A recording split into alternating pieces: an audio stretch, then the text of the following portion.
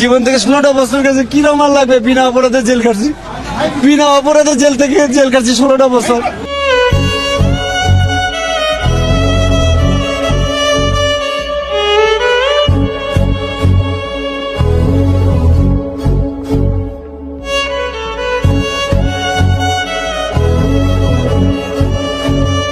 সবাইকে ছাড়তে হবে, এই মামলা খারিজ করতে হবে, এই মামলা পুরো খারিজ করতে হবে। ইলিয়াস হোসাইন এক বিস্ময়কর সাংবাদিক, যিনি ন্যায়ের পক্ষে দাঁড়িয়ে অন্যায়ের বিরুদ্ধে লড়াই করে বহুবার দৃষ্টান্ত স্থাপন করেছেন। তার সাহসী প্রতিবাদ ও তথ্য নির্ভর প্রচারণা বাংলাদেশের ইতিহাসে নতুন মাত্রা যোগ করেছে।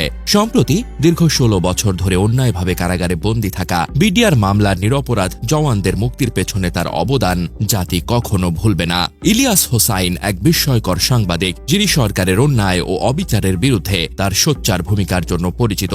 সম্প্রতি তিনি বাংলাদেশের বিডিআর বিদ্রোহের ঘটনায় নিরপরাধ জওয়ানদের মুক্তির জন্য একক প্রচেষ্টায় কাজ করে দেশ জুড়ে আলোড়ন সৃষ্টি করেছেন। দীর্ঘ 16 বছর ধরে কারাগারে বন্দী থাকা এসব জওয়ানদের মুক্তির পেছনে ইলিয়াসের ভূমিকা ছিল অনন্য এবং প্রশংসনীয়। ইলিয়াস হোসাইন তার একের পর এক ভিডিওর মাধ্যমে তুলে ধরেন কারাগারে বন্দী নির্দোষ বিডিআর জওয়ানদের দুর্বিষহ জীবন এবং তাদের বিরুদ্ধে হওয়া অবিচারের নির্মম চিত্র।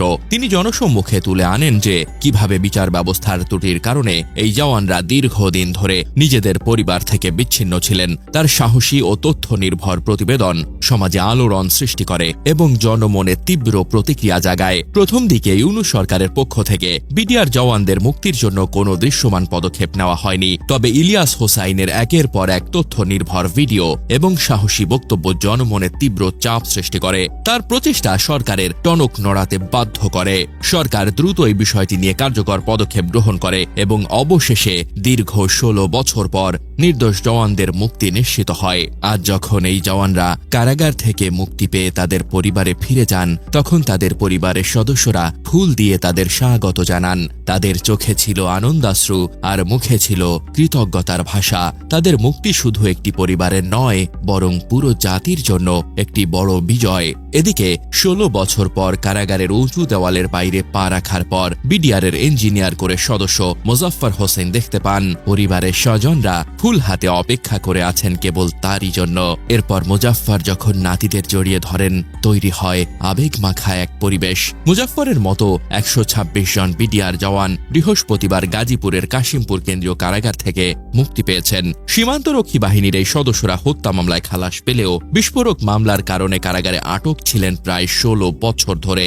সেই বিদ্রোহের পর সীমান্ত রক্ষা বাহিনী বিডিআর এর নাম বদলে যায়, পরিবর্তন আসে পোশাকেও। এ বাহিনীর নাম এখন বর্ডার গার্ড বাংলাদেশ বা বিজিবি। বিদ্রোহের বিচার বিজিবির আদালতে হলেও হত্যাকাণ্ডের মামলা বিচারের জন্য আসে প্রচলিত আদালতে।